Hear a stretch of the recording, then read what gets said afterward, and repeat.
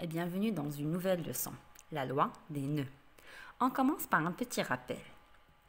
Le circuit qu'on a ici est un circuit dit en dérivation car tous les dipôles sont montés en dérivation. Et un circuit en dérivation contient minimum 2 boucles. C'est quoi une boucle? C'est tout simplement un circuit ou un morceau de circuit fermé. Ici, on voit qu'il y a une pile, une lampe, un conducteur ohmique. Et chacun de ces éléments contient 2 pôles ou 2 bornes. C'est la raison pour laquelle on les appelle des dipôles. On passe aux définitions pour comprendre ce que veut dire la loi des nœuds. Donc, un nœud, c'est tout simplement un point d'intersection de minimum 3 fils conducteurs, 3 fils électriques. Alors, ces 2 points rouges sont des nœuds.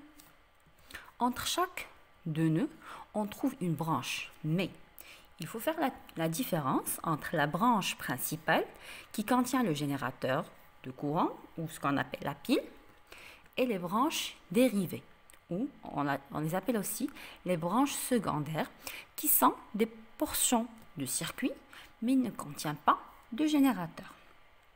Alors, la loi des nœuds, elle dit que la somme des intensités entrant ou arrivant à un nœud est égale à la somme des intensités qui en sortent. C'est-à-dire, excusez-moi, pour ce premier nœud, I est égal à I1 plus I2. Pour le deuxième, il y a I1 et I2 qui entrent et I qui sort. Donc on dit I1 plus I2 est égal à I. Ceci, on doit savoir l'appliquer dans un exercice comme celui qu'on a. Par exemple, l'ampèremètre A1 et A2 mesurent les intensités de courant. I1 est égal à 0,15 A, I2 égale à 0,35 A. Il faut alors déterminer l'intensité du courant de la branche principale. La branche où il y a tout simplement le générateur ou la pile. C'est de trouver I. C'est très simple. I égale I1 plus I2. Un petit calcul et on trouve que I est égal à 0,5 A. Avant de finir, il faut parler du montage en série. Un montage où il n'y a aucun nœud. Donc, dans le montage en série, l'intensité du courant a la même valeur en tout point du nœud. Pardon, en tout point du circuit.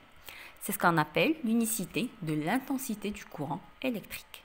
Alors, si vous avez encore des questions, des remarques, des exercices concernant cette leçon, n'hésitez pas à les laisser en commentaire.